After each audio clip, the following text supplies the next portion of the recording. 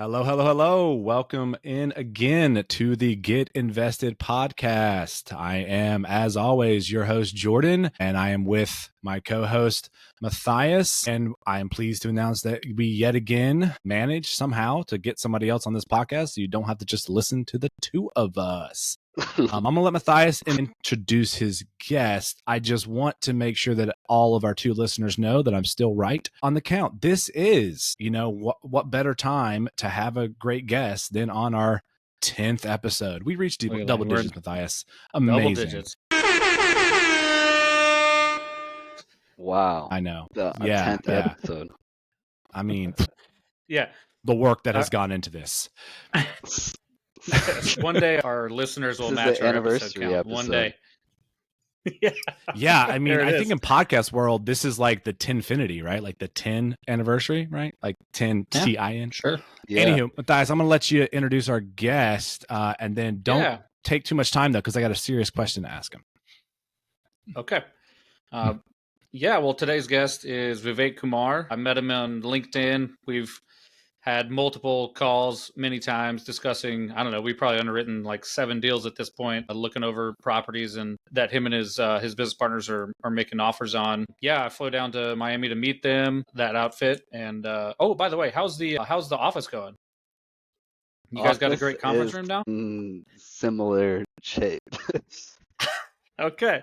Well, I'm sorry I asked then. I was giving you an opportunity to brag about your new digs, but if it's the same, it was nice. It was nice enough. He's got a nice cubicle there. Hey, but, that's our guest for today. He's got the, anonymous everyman's file thing behind him. I used to keep cereal in mine when I had a cubicle like that. I don't even know what's in there. I think it's empty. He's like, I've never opened it. Nice. So, as I foreshadowed, serious question, Vivek. I'm listening. Heard you went to Alaska recently. Tell us about it. That sounds awesome. I'm jealous. The 50th state. Yeah, I did go to the final frontier. It was epic. It was a huge.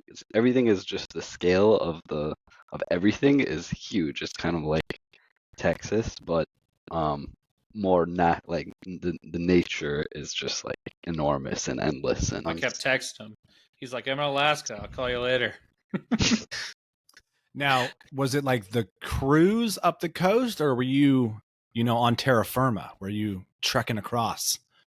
No, it was just a cruise, mostly like down up. We went up to down, basically down the coast. Oh, no. Yeah. Nice. Okay. What was like the most incredible thing you saw? Was it a bear catching a salmon out of the creek with his paw, or catching just another glaciers? Passenger, maybe? I don't know.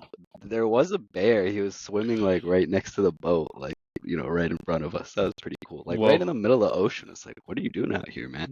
I didn't know you could swim that far. He's a bear. He's not scared of nothing. Yeah, he's like, impressed. I'm a grizzly bear. I do what I want.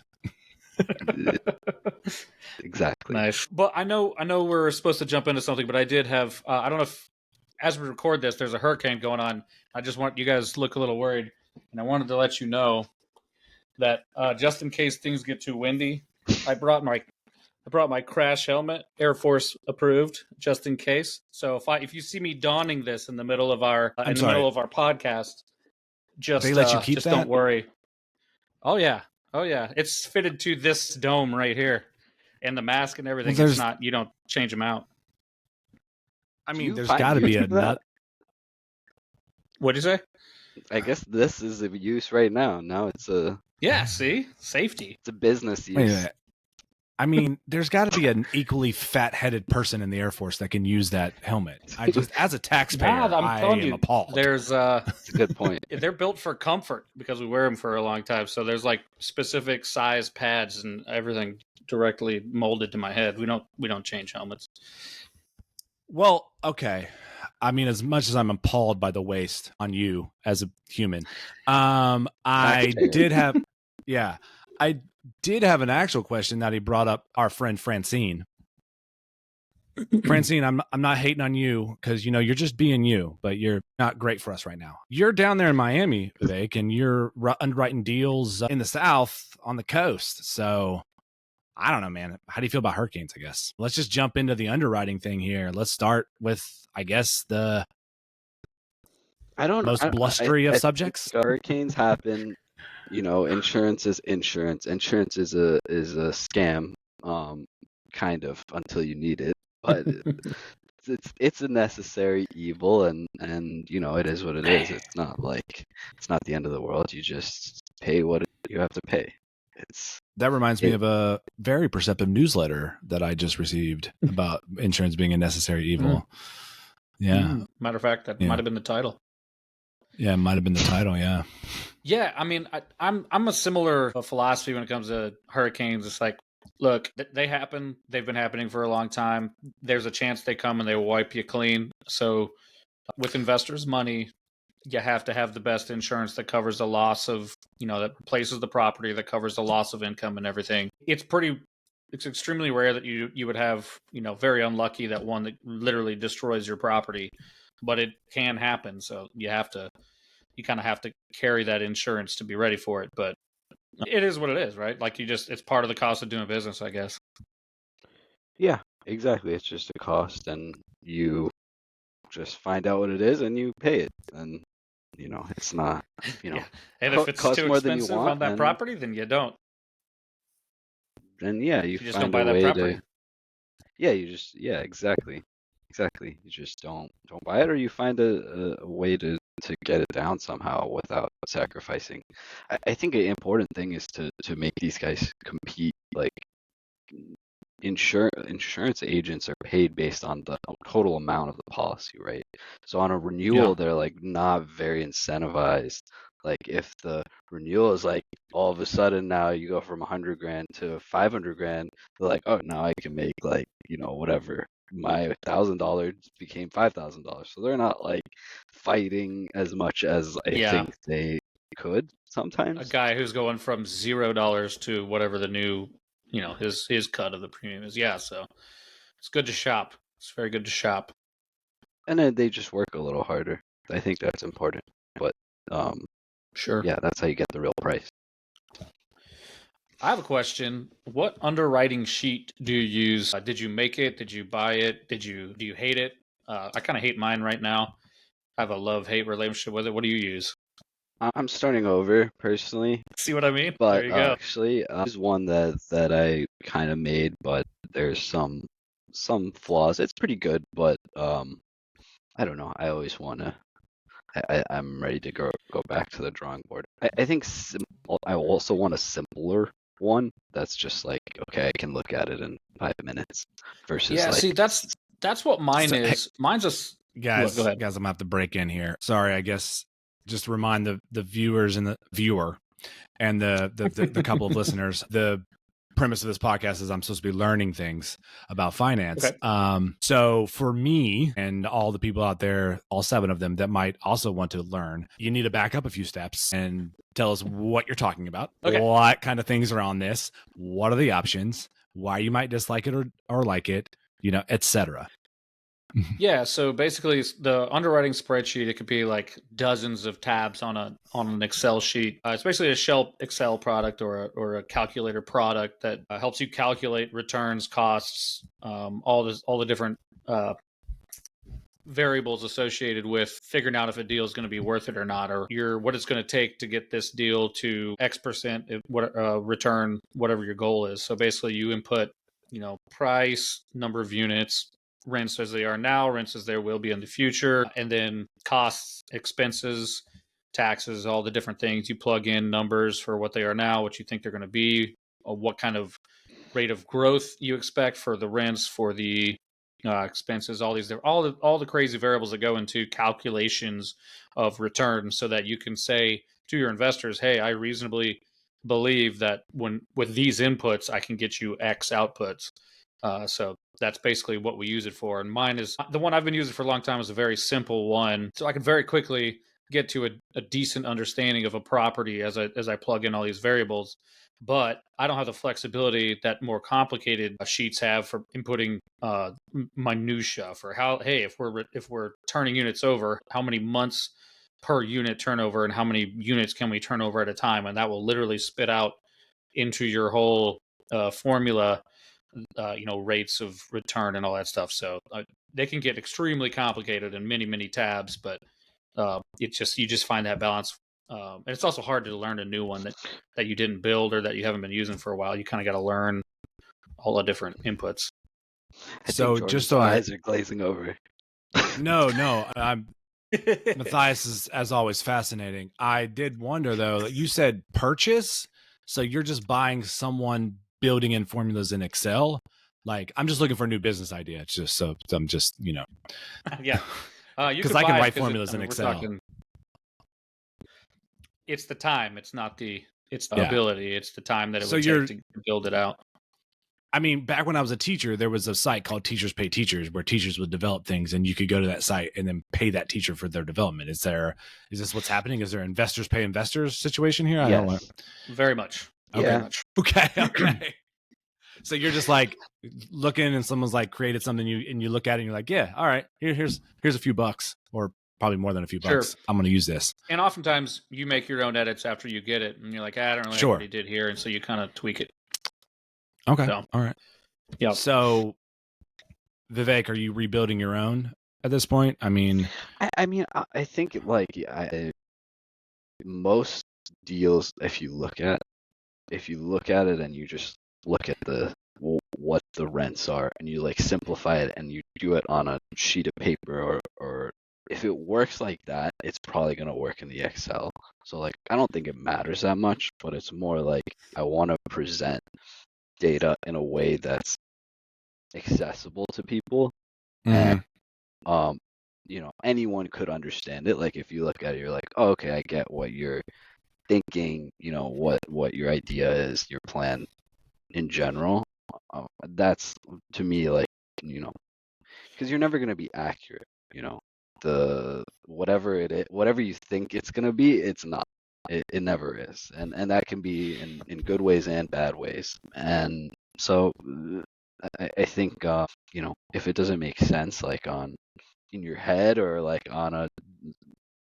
in 5 lines on a sheet of paper, just looking at it, it's probably not going to make sense in general. I don't think like the different models and all that stuff is just window dressing for what the so real I think something that new people and or people who are hungry for a deal got to guard against is it doesn't really work on that napkin that I drew out, but I'm going to get into the spreadsheet and I'm going to make it work, and you can make it work. That'll get you in trouble pretty quick.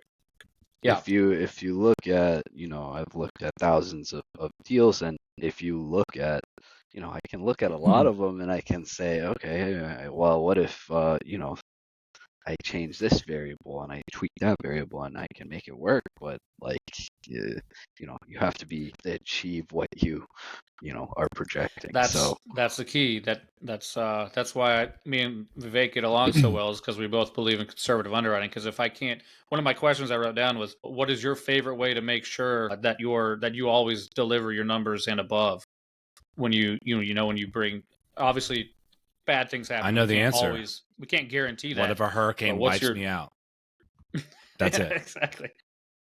If a hurricane wipes you out, you still get paid by insurance, so you're okay. Yeah, that's right. You just take your check and run. So for real, what's your favorite way? What variables are your favorites for keeping it conservative? So like, for instance, mine is I like to take a best guess estimate of what I think rents can or will be after a renovation and all that. And then I just back them up. I always say, I don't think I can get there for whatever reason. I'm just like, something happens and I'm not getting there. So I use, back them up $50, $25, $100 a month, whatever makes, depending on the size of the property, I back those up. So that's one of the ways I like to keep it conservative, where I'm almost sure I can beat those numbers. And that allows me to deliver that to investors with confidence. I think that's a good one. I think that's the biggest, is like the other one is, I would say, vacancy. Like vacancy is going to be probably your biggest expense in reality. So if you assume a higher number and then in reality you just are able to keep things a little more full, that can help overachieve. Yeah, that's a great one. And then expenses in general, but in general, I think the mindset should be like, I actually think I can do better in like a few different ways. You should have a little bit of cushion.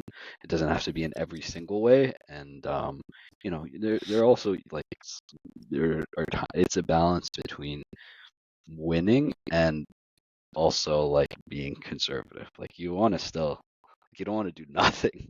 You want to do. Because when you're too conservative with your numbers, you never buy a deal because you never get to the numbers. And then also, if let's say It's a you do buy a balance. deal, but you've told every investor that you think you can get 20%, but you told them you can get 15%, and now they're like, well, I can probably do, but there's one over here that I can do for 17%, and you're like, dang it, I was too conservative.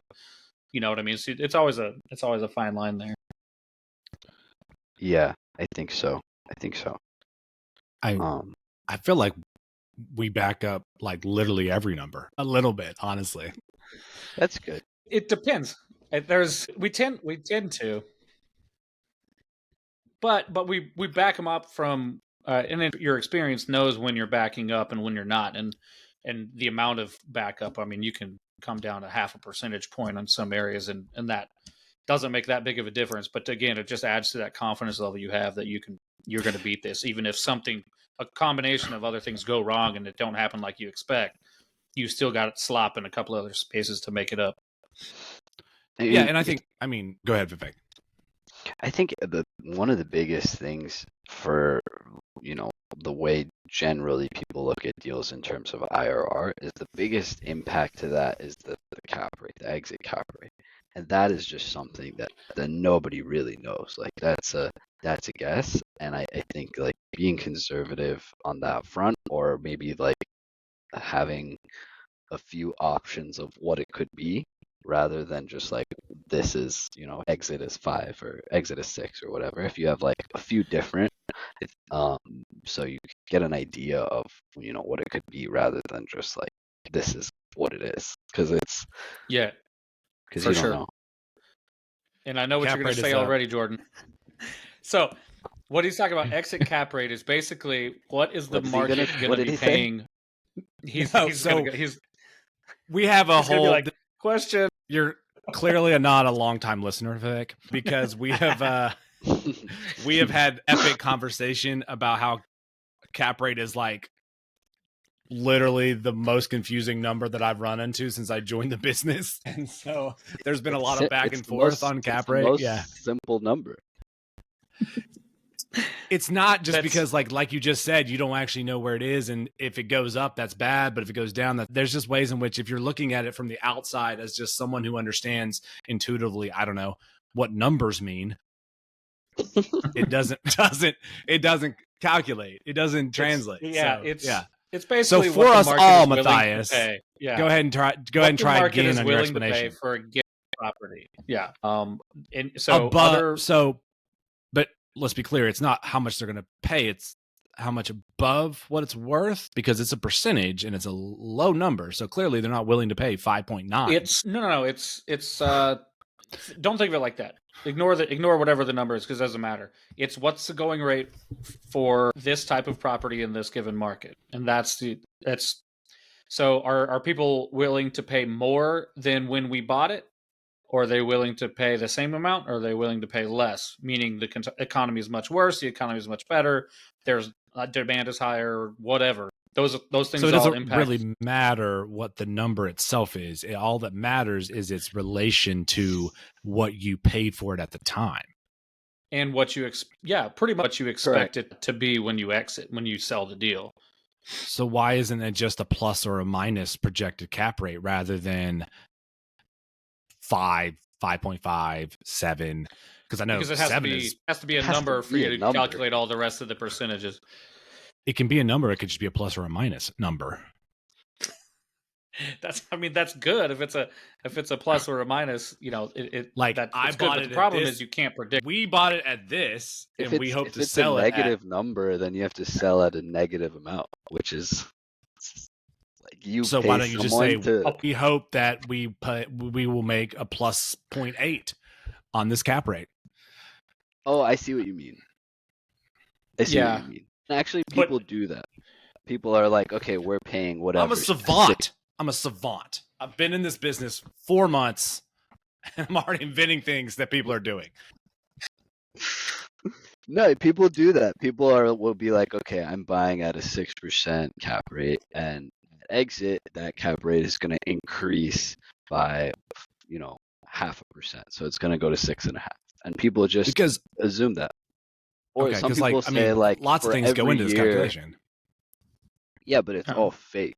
I mean, To like be- the amount of debt service you have to take, for instance, is going to affect the cap rate.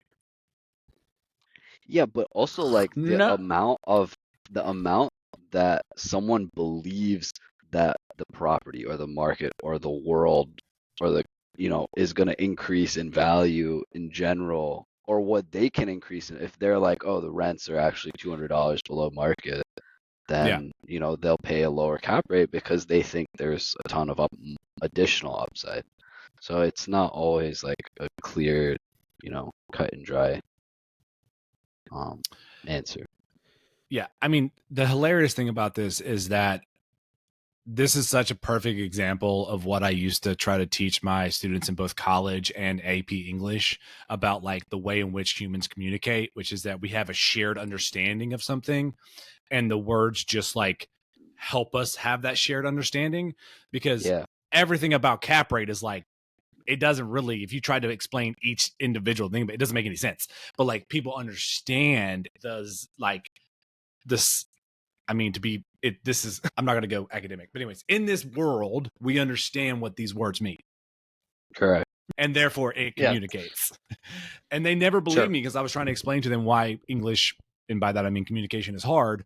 And because they're not convinced most of the time. And that was actually, I would ask them to explain the word, like define the word two, like the number two. And, they'd be like, oh, it's more than one. I'm like, what is one? And, they couldn't do it. But this is just so funny because it's literally the same thing.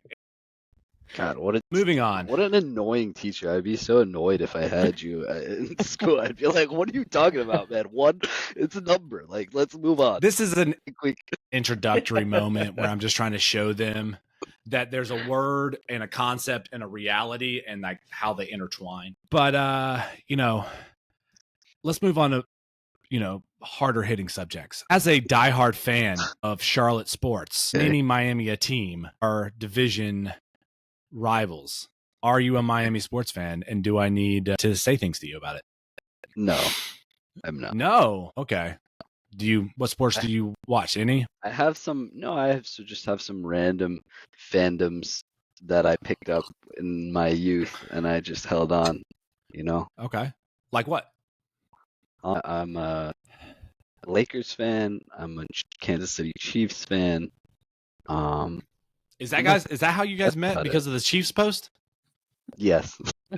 I think he might have seen the Chiefs post initially, and then we started talking about other stuff.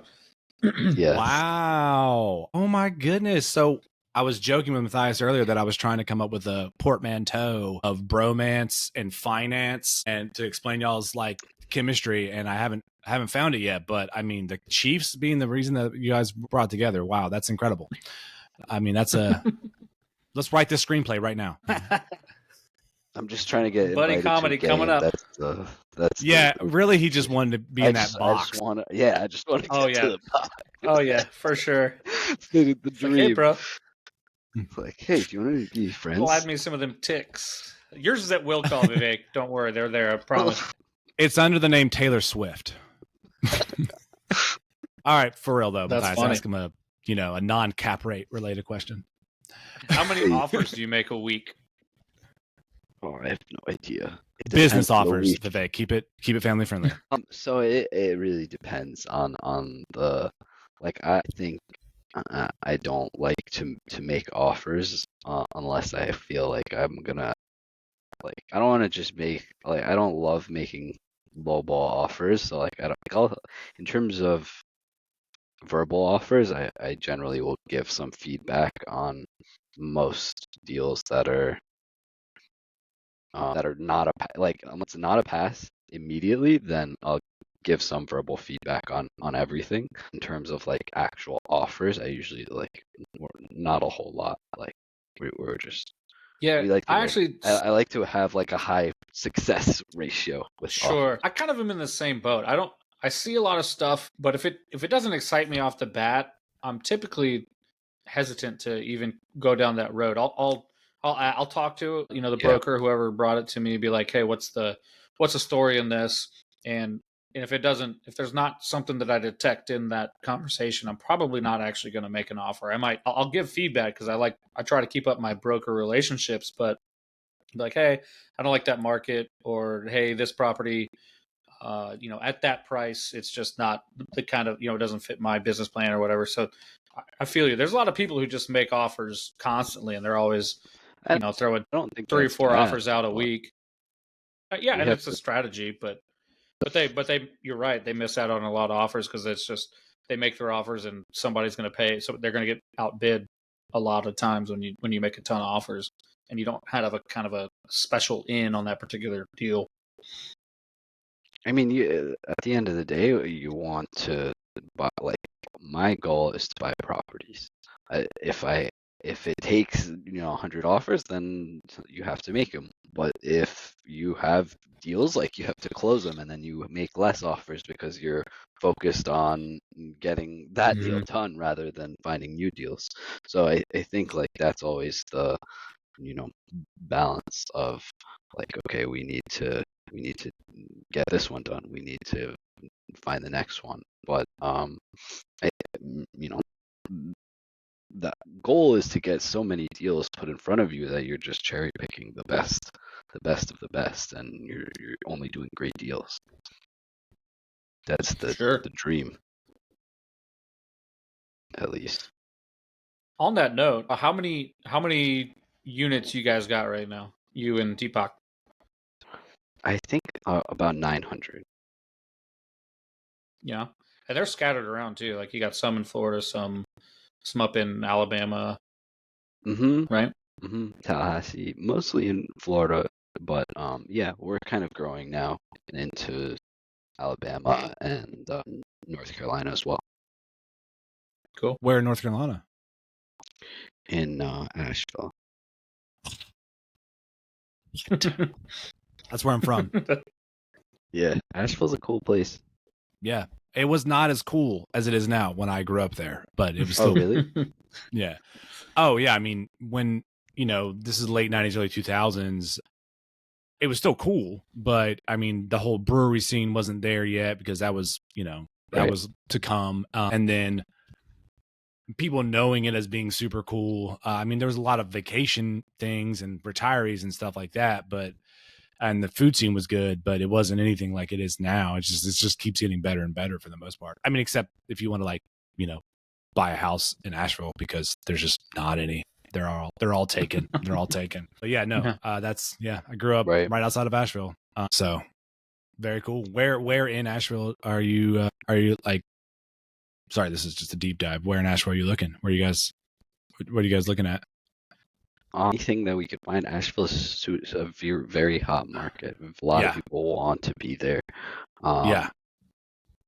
So are you looking it's outside, like Arden and all that? I mean, just like the surrounding area as well, because I mean, there's so many areas around it that people will move into so they can go to Asheville. You don't have like a strategy in general. Like I like, we just take what comes. You know what I mean? It's not like we're like, oh, this is a great place, like we need to be here. Let's look at everything here. It's like, oh, got a deal there. Let's go there. We take a backwards approach, I think, generally, because the deal matters more than the market, in my opinion. That's very interesting. So that's one of the ways we differ in philosophy, because I like to pick a spot, build a team there, and go after everything that makes sense in that market. Once you have Vivek management, and his team, that's it. That's exactly it. They do their own management. They have in-house management that they've built out. So he can go to a market and he can just put, he has his own training systems. They'll put their own managers, hire their own managers from the area, train them up, and they also have they've got a cool thing with the back shop. That tell them about that, Vivek. Yeah, we have a back office team that based in India, and they do a lot of the, they help a lot with the management. So I think we have like 7 people over there, and they help with, all management related things, between leasing, lease renewals. They kind of manage the minutia as well. Like they look at the utility bills and make sure they're like the same every month, and so they're looking at everything, and they really help us to be able to go into different markets, and because we already have that kind of core in place wherever we go. Yeah, they're like the data managers for them. They take all the data and make sure, keep track of all the key performance indicators, and so that the on ground manager, whoever's actually there meeting people, they can just focus on customer service, and they're not in the computer trying to give reports to Vivek and stuff. They have the team out in India that does that for them, which is pretty cool concept. So that helps a lot, I think. Gives us a bit of an edge, I think. I think so too. I think I don't have a team of a really strong data managers, so I have to have a strong team on the ground wherever I go. And it's tough. You have to build it up, and management is a challenge always. It doesn't matter what you manage or where. It's always hard. So sure, agreed. I think that helps a lot. I mean, Vivek, does your management team like have friends that want a job? They could they could record our stuff too. We can just yeah, they looking to branch out. Yeah, I mean, there's one of them an enterprising fella who wants to, his own company that does this, and then we can be his first client. I hope not. Nice. He's honest. Listen, okay, enough of this. I got another hard-hitting question here. This is, guys, get ready for this. This is going to be tough. Can we talk about what happened after this? This is apparently when you guys had your quote-unquote business meeting. It was on a business card. That means it's a business meeting. Obviously, of course. Just had to bring that up. No, nothing like turning a nice bottle of wine into basically a beer tower. Like, this is too sophisticated. Let's get it in. One thing narrates it as it goes. It's very classy. It's classy, yeah. Come on. You may not look at that, but that's what classy business people do. Okay. You do have the nice fancy piece of, the nice bread here to land that classy plane. Yeah, exactly. Just, I forgot you said you were going to show that picture. Oh, yeah. That was yeah, absolutely.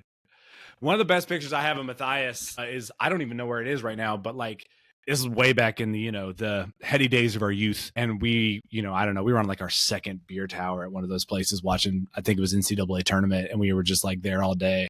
And he was like just making some goofy gesture around the beer tower. But so I just, I guess I'm just nostalgic for those days. Like, look how far you've come. You've moved to wine. That's right. I've always wanted one of those beer towers, and that sounds fun. Oh, and you've never had a beer tower? It is, man.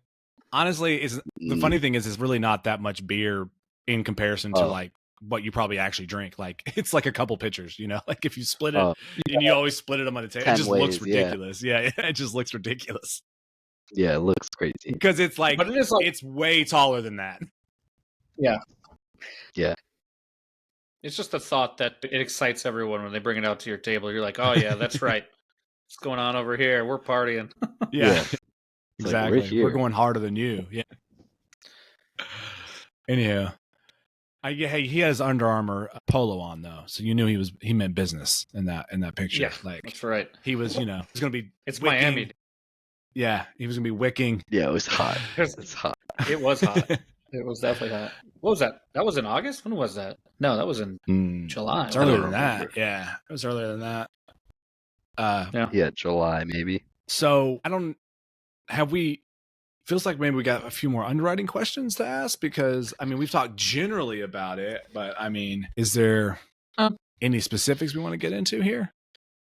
I don't think so because then you almost practically gouged your eyes out earlier, and we don't want to see you run screaming from the room. So we can nerd out pretty hard, but I don't know what our listener would think about that, and we don't want to turn off the listener. So we covered that our philosophies are the same: conservative underwriting. We want to always be able to beat our numbers and present those numbers to investors with confidence. And that's kind of the name Key of is the to game. buy stuff for the right price. You gotta buy cheap. If you buy cheap, then everything else will work itself out. There you go. It's basis. Sure. I think most people understand that. It's more about getting to that point. But I did want to actually weigh in earlier when you were talking about backing the numbers up too much or being too conservative and like pitching an investor at 15 when you could make 20, that kind of thing. I think one of the interesting things about this from my perspective is that, yeah, Vivek, you can weigh in here on how you guys do this, but we may back up numbers. We may be conservative, but in all of our explanations, pitches, whatever you want to call it, pitch decks, communication, etc., it's always very clearly explained that we're being conservative, right? Like that's like the message is. I think it's actually good to be like really, really conservative. Like what if it goes really bad? And then, but also on the other hand, what if it goes really well? What if you get everything that you hope for? What if you get the low cap rate and the high rents and what if the best case scenario happens? What's that? I think it's important to look at both of those, and then like your real thing should be like somewhere in the middle of that, obviously. Yeah, that's great. Yeah. But I think like having, because you know, I'm definitely someone that probably undersells a little bit and sells the down, because I want to be transparent about the downside. Like we can we may not do as well as we hope. Like that does happen, and we may do better than we hope. That also does happen. So I think like to have like a wider range of returns is a little more honest. I think it's harder to sell, but I think it's harder to, if you're telling that. Sometimes I tell people like, hey, I don't think we can do too much worse than like a 10%, but we may end up doing like 30%, like, and then that would be amazing, or 35% or whatever it is, and we'll probably fall somewhere in there. Yeah, I think that was what I was thinking. It's just like the numbers in the end, once you get to the point of talking to the investors, the numbers matter less than the story you're telling with them to make sure that they understand what these numbers mean, right? So like, correct. Yeah, you're like, you have decided this is a good deal. So those numbers mattered at that point. But then it's like, yeah, like you said, I think investors, I don't know, maybe they don't, I don't know. But I would assume that they're like, hey, worst case scenario, this happens. Best case scenario, this happens. We're going to see how it plays out. But we've thought about all of these things. So I don't think if you're narrating it correctly, it's kind of hard to be too conservative, because you're talking about ranges rather than definite points. That's a good point. Yeah. So I think a lot of people are like, everything goes terribly and I still make 10%. Okay. I think a lot of people that are raising money are very specific with their like return, like projected return 19.46%. It's like, yeah, guys, like you don't know that. Like, what are you talking about? This is not debt.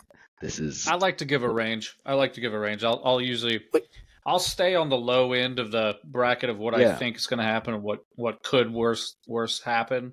But I'll do like, okay, I think it's going to be 16 to 18%, or this one's going to be correct, 19 to 20% or whatever.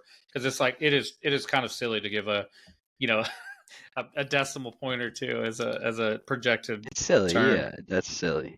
I see it sometimes. I'm like, what are you guys doing? Come on. Like if you say like, oh, 17, 18%, okay, fine. It's a guess, I get that. But like to be so specific is funny. Well, it's like, it's denying reality. Like if we exist in a physical world where and things but like one day they'll come back and be like, we hit exactly the number. I'd be like, wow, okay, I guess I was wrong. That's amazing. That would be, I would be shocked. But at that point, aren't you incentivizing yourself to like make it hit that number too? They're like, We could give our Probably. investors 20%, but we said 19.46. So let's find a way. Like, let's charge a fee. Or that's a good point. Yeah, That's exactly. Like investors are going to be like, what? You paid me more than you said? How dare you?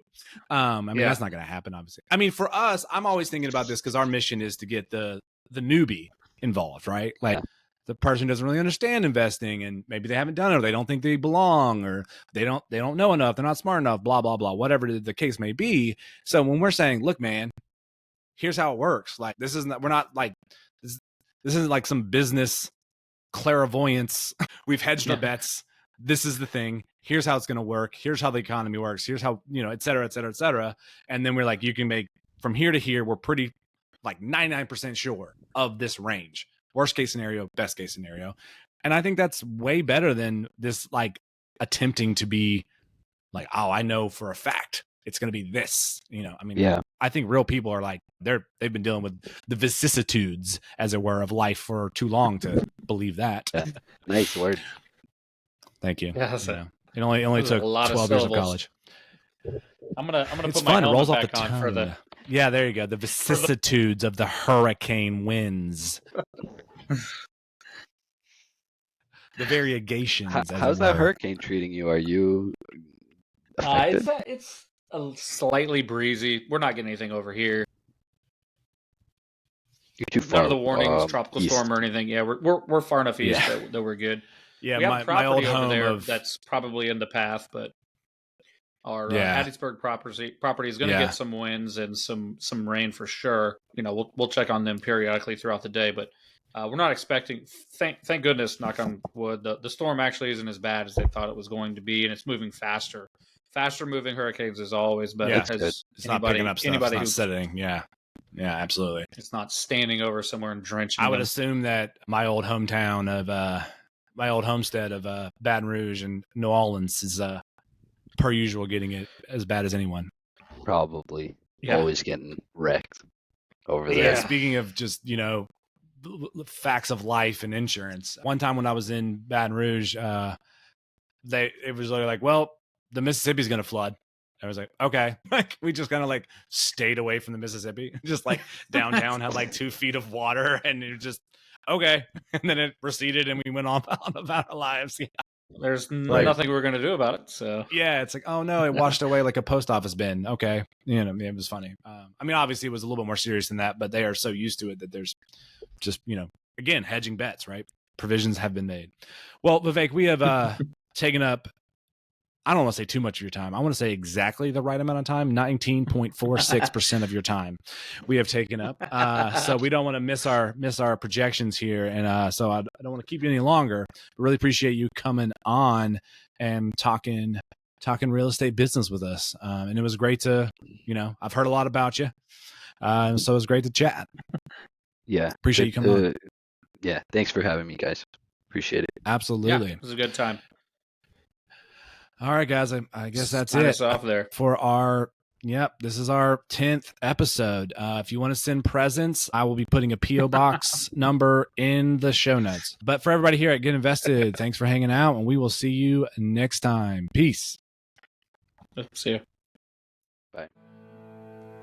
The old man down in the corner slowly turned his head. Takes a sip from his whiskey bottle and this is what he said.